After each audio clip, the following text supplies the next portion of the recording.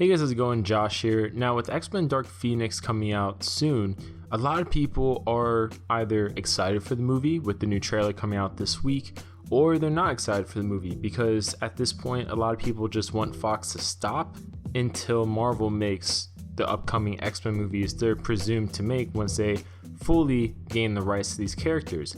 However, it does seem from, plot leaks that line up with the trailer and a bunch of other rumors and speculation, they're leaving a very comfortable ending for Dark Phoenix. Now, what is this comfortable ending? Well, it basically, to summarize it, goes that Professor X uses Cerebro to erase the whole world's memory of not just the X-Men, but mutants.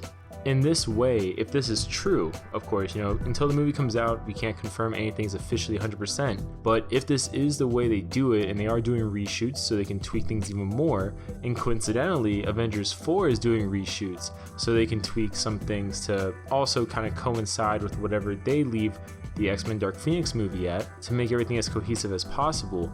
If this is true, that'd be a really interesting way to bring these characters back. You can also include the Fantastic Four into that, even though I feel the Fantastic Four probably be brought in a different way.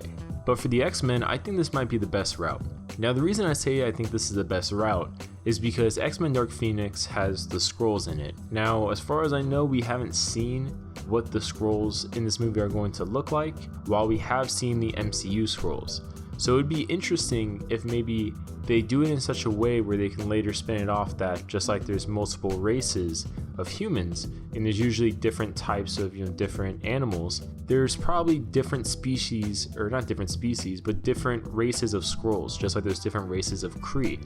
I think that would be a very interesting way to do it. Maybe certain Skrulls have certain designs on their face while others don't, or maybe they're different shades of green, or maybe they slightly shapeshift a different way. I mean, they can easily play it off, while us as fans will know it's just them trying to bend over backwards to make everything fit together.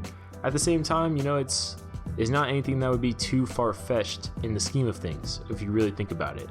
Like two different races of Skrulls, yeah, that kind of makes sense. If they do a memory wipe type of system, I think this would be really cool, not just because it gives them a lot of flexibility exactly with which X-Men they bring back and which X-Men they decide to acknowledge. It also allows them to retcon easily a lot of X-Men into historical moments. For example, all of a sudden, Wolverine might have been a part of World War II, might have fought with Captain America, or, for example, we could have had the Cuban Missile Crisis just like in First Class. Maybe that happened the way it did, but when they erased everyone's memories and Professor X probably took some creative liberties in making a new narrative, when they did all that, we got what we have instead.